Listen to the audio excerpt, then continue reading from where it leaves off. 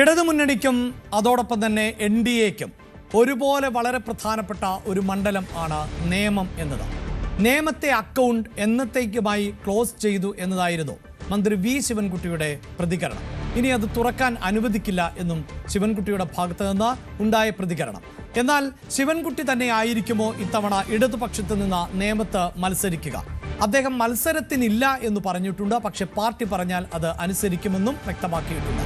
ശിവൻകുട്ടിക്ക് അപ്പുറത്ത് ഒരു സ്ഥാനാർത്ഥിയെ നേമത്ത് ഇടതുപക്ഷത്തിന് ഇപ്പോൾ നൽകാൻ പറ്റുമോ എന്ന സംശയമുണ്ട്.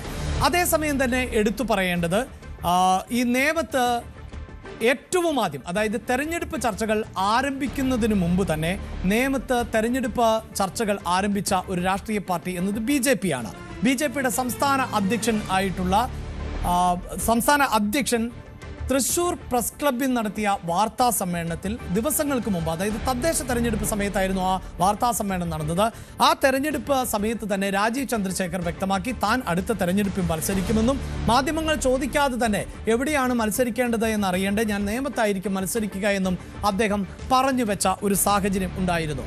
അതുകൊണ്ട് തന്നെ തെരഞ്ഞെടുപ്പ് പോരാട്ടം ഇത്തവണ BJP ഏറ്റവും ശക്തമായ മത്സരം നടത്താൻ പോകുന്നത് നേമത്താണ് എന്നറിയാം. അപ്പോൾ BJPക്ക് വീണ്ടും അക്കൗണ്ട് തുറക്കാതിരിക്കുക എന്ന സാഹചര്യം സൃഷ്ടിക്കണമെങ്കിൽ അവിടെ കരുത്തനായ ഒരു UDF സ്ഥാനാർത്ഥി തന്നെ ഉണ്ടാകണം. കോൺഗ്രസിൻ്റെ കരുത്തനായ ഒരു സ്ഥാനാർത്ഥി കൂടി രംഗത്തേക്ക് വരണം. അപ്പോൾ മാത്രമായിരിക്കും BJPക്ക് ഒരു വലിയ ഫൈറ്റ് നൽകാൻ കോൺഗ്രസിന് സാധിക്കുക എന്നതാണ് ഇപ്പോൾ നമുക്ക് മനസ്സിലാക്കാൻ സാധിക്കുന്നത്. ഇപ്പോഴും നേമത്താരായിരിക്കും സ്ഥാനാർത്ഥി എന്നതിൽ വ്യക്തതയില്ല. അത്തരം ചർച്ചകൾ സജീവമായി തന്നെ നടക്കുന്നു എന്നതാണ് നമുക്ക് മനസ്സിലാക്കാൻ സാധിക്കുന്നത്. കോൺഗ്രസ് നേതാക്കൾക്ക് അപ്പുറത്ത് ഒരുപക്ഷെ അപ്രതീക്ഷിത സ്ഥാനാർത്ഥികൾ പോലും ഉണ്ടായ അത്ഭുതപ്പെടേണ്ടതില്ല എന്ന് നമുക്ക് കോൺഗ്രസ് വൃത്തങ്ങളിൽ നിന്ന് മനസ്സിലാക്കാൻ സാധിക്കുന്നു. നേരത്തെ സിനിമാ താരങ്ങളെയൊക്കെ അടക്കം തെരഞ്ഞെടുപ്പിൽ മത്സരിപ്പിക്കുന്ന ഒരു സാഹചര്യം എല്ലാ രാഷ്ട്രീയ പാർട്ടികൾക്കും ഉണ്ട് എന്നത് നമുക്കറിയാവുന്നതാണ്. നടൻ ജഗദീഷ് അത്തരത്തിൽ മത്സരിച്ച ഒരു പശ്ചാത്തലം കൂടി നമുക്ക് ഓർത്തെടുക്കാനും പറ്റുന്നതാണ്. ഒരുപക്ഷെ അങ്ങനെ ജഗദീഷിനെ ഒരിക്കൽ കൂടി മത്സര രംഗത്തേക്ക് എത്തിക്കുമോ എന്നതിൽ ഇപ്പോൾ സംശയമുണ്ട്. വാർത്തയുടെ വിശദാംശങ്ങളുമായി ഡാൻ കുര്യൻ ആണ് വാർത്തയുടെ വിശദാംശങ്ങളുമായി ചേരുന്നത്. ഡാൻ, അതായത് ഈ നേമത്തെ സ്ഥാനാർത്ഥി, ആ സ്ഥാനാർത്ഥിത്വത്തിൽ ഒരു സ്ഥാനാർത്ഥിയെ നമുക്ക് ഉറപ്പിക്കാം, അത് BJPയുടെ സ്ഥാനാർത്ഥിയാണ്.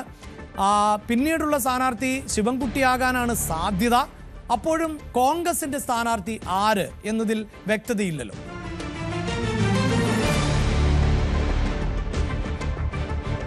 3949 വോട്ടുകൾക്കാണ് കുമ്മനം രാജശേഖരനെ പരാജയപ്പെടുത്തിക്കൊണ്ട് BJPയുടെ ഏക സീറ്റായിരുന്ന നേമം കഴിഞ്ഞ തവണ മന്ത്രി വി ശിവൻകുട്ടി പിടിച്ചെടുക്കുന്നത്. നമുക്കറിയാം, വലിയ രാഷ്ട്രീയ പോരാട്ടമാണ് നേമത്ത് നടന്നത്. അന്ന് ഏറെ പിന്നിലായിരുന്ന കോൺഗ്രസ് KM മുരളീധരനെ നേമത്ത് മത്സരിപ്പിക്കുക എന്നൊരു സുപ്രധാനമായ ഒരു തീരുമാനം എടുത്തതിലൂടെ ഒരു വലിയ ത്രികോണ മത്സരത്തിന് തന്നെ വഴി തുറക്കുന്ന സാഹചര്യം. അങ്ങനെ KM മുരളീധരന് വിജയിക്കാൻ കഴിഞ്ഞില്ല എങ്കിലും BJPയുടെ അക്കൗണ്ട് പൂട്ടിക്കാൻ തനിക്കായി എന്ന ആത്മവിശ്വാസത്തിലായിരുന്നു KM മുരളീധരൻ. പക്ഷേ അത് സംസ്ഥാനത്ത് ആകമാനം കോൺഗ്രസിന് ഒരു തരത്തിൽ തിരിച്ചടിയാണ് സമ്മാനിച്ചത് എന്നതാണ് വസ്തുത. അതായത് പല മണ്ഡലങ്ങളിലും BJP അനുകൂല വോട്ടുകൾ അത് ഒരു തരത്തിൽ അല്ലെങ്കിൽ മറ്റൊരു തരത്തിൽ കോൺഗ്രസ് സ്ഥാനാർത്ഥികൾക്ക് ലഭിക്കുന്ന സാഹചര്യങ്ങൾ നേരത്തെ ഉണ്ടായിട്ടുണ്ട്.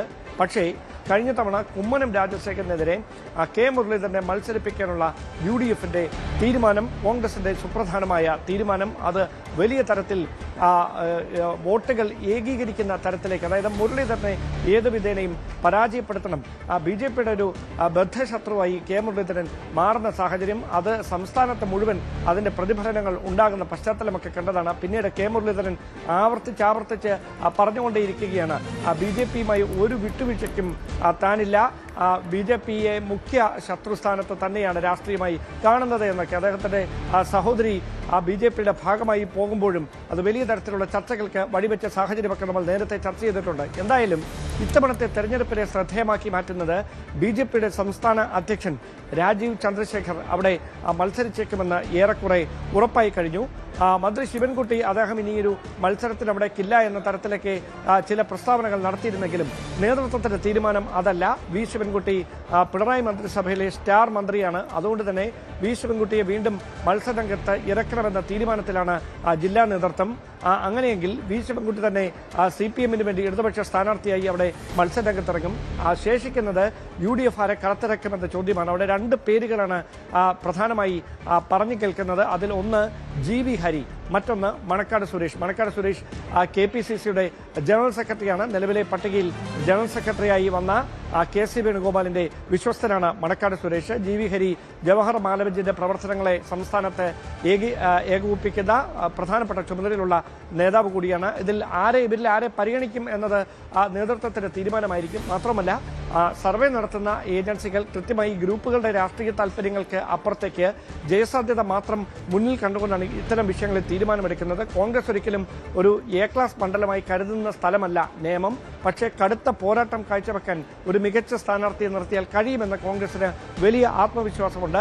2021 തെരഞ്ഞെടുപ്പിനെ അത്തരത്തിലാണ് കോൺഗ്രസ് നോക്കിക്കാണുന്നത്. അങ്ങനെയെങ്കിൽ പാർട്ടിയിൽ നിന്ന് തന്നെയുള്ള പ്രധാനപ്പെട്ട നേതാക്കളെ വിട്ട് മറ്റൊരു പുതുമുഖത്തെ അന്വേഷിക്കുമോ? ഇതടക്കമുള്ള കാര്യങ്ങളിൽ വലിയ തരത്തിലുള്ള ചർച്ചകൾ പുരോഗമിക്കുന്നുണ്ട്. എന്തായാലും നിലവിൽ മണക്കാട് സുരേഷിന്റെയും GV ഹരിയുടെയും പേരുകൾക്കാണ് നേമം മണ്ഡലത്തിൽ മുൻതൂക്കം എന്ന സൂചനകളാണ് പുറത്തുവരുന്നത്.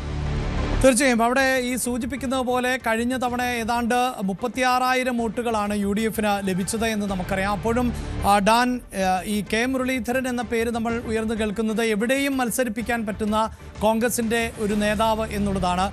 തീർച്ചയായും ഒരു ക്രൗഡ് പുള്ളർ എന്ന് നമുക്ക് പറയാൻ പറ്റും കോൺഗ്രസിനകത്തെ. പ്രത്യേകിച്ച് അദ്ദേഹത്തിൻ്റെ ചില ശൈലികൾ, പ്രസംഗങ്ങൾ അതൊക്കെ പലപ്പോഴും അണികളെ ആവേശം കൊള്ളിക്കുന്നതാണ്. കൃത്യമായി മറുപടി നൽകുക എന്ന ഒരു തന്ത്രം കൂടി അദ്ദേഹത്തിനുണ്ട്. അതുമാത്രമല്ല ഈ തദ്ദേശ തെരഞ്ഞെടുപ്പിലടക്കം തിരുവനന്തപുരത്തിൻ്റെ ഒരു ചുമതലയുമായി ബന്ധപ്പെട്ട് തിരുവനന്തപുരത്ത് വ്യാപൃതനായിരുന്ന പശ്ചാത്തലം കൂടിയുണ്ട്. എങ്കിലും ഈ പേരുകൾ, ഈ സൂചിപ്പിക്കുന്ന GV ഹരിയെ പോലെയുള്ള ആളുകൾ, സുരേഷിനെ പോലെയുള്ള ആളുകൾ, അതിനപ്പുറത്ത് അപ്രതീക്ഷിതമായ ഒരു സ്ഥാനാർത്ഥി എത്തിയാൽ അതുപോലെ ഒരു ടൈറ്റ് മത്സരം നൽകാൻ പറ്റും എന്നൊരു വിലയിരുത്തലിലേക്ക് ഇപ്പോൾ കോൺഗ്രസ് പോകുന്നു എന്നതാണോ?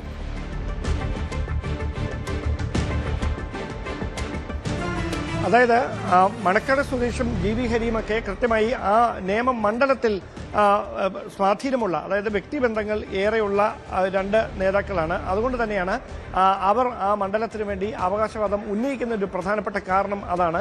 പക്ഷേ നേതൃത്വത്തിന് മുമ്പിൽ ഈ താല്പര്യങ്ങൾക്കും അവരുടെ വ്യക്തിപരമായ മറ്റ് വിലയിരുത്തലുകൾക്കും ഒക്കെ അപ്പുറത്തേക്ക് ജയസാധ്യത അല്ലെങ്കിൽ കടുത്ത പോരാട്ടം കാഴ്ചവെക്കുക, ഈ രണ്ട് കാര്യങ്ങൾക്കാണ് മുൻതൂക്കം നൽകുന്നത്. അങ്ങനെയെങ്കിൽ ഈ രണ്ടു പേർക്ക് അപ്പുറത്തേക്ക് ചർച്ചകൾ പോയാൽ ഒരുപക്ഷെ അവിടെ ചില യുവമുഖങ്ങൾ അടക്കം, അതായത് യൂത്ത് കോൺഗ്രസിന്റെ സംസ്ഥാന ഭാരവാഹികളുടെ പട്ടികയിൽ ഉൾപ്പെട്ട ചില യുവമുഖങ്ങളെ അടക്കം പരിഗണിക്കാനുള്ള സാധ്യതയും തള്ളിക്കളയാനാവില്ല. ഏറ്റവും പ്രധാനപ്പെട്ട കാര്യം BJP-യുടെ സംസ്ഥാന അധ്യക്ഷൻ മത്സരിക്കുന്ന ഒരു മണ്ഡലം എന്ന തരത്തിൽ അത് വലിയ തരത്തിൽ ചർച്ചകളിൽ ഇടം പിടിക്കും. അങ്ങനെ വന്നാൽ അവിടെ കോൺഗ്രസിന് ഒരിക്കലും ദുർബലനായ ഒരു സ്ഥാനാർത്ഥിയെ മത്സരരംഗത്തേക്ക് ഇറക്കാൻ കഴിയില്ല. കാരണം അങ്ങനെ നിർത്തിയാൽ അത്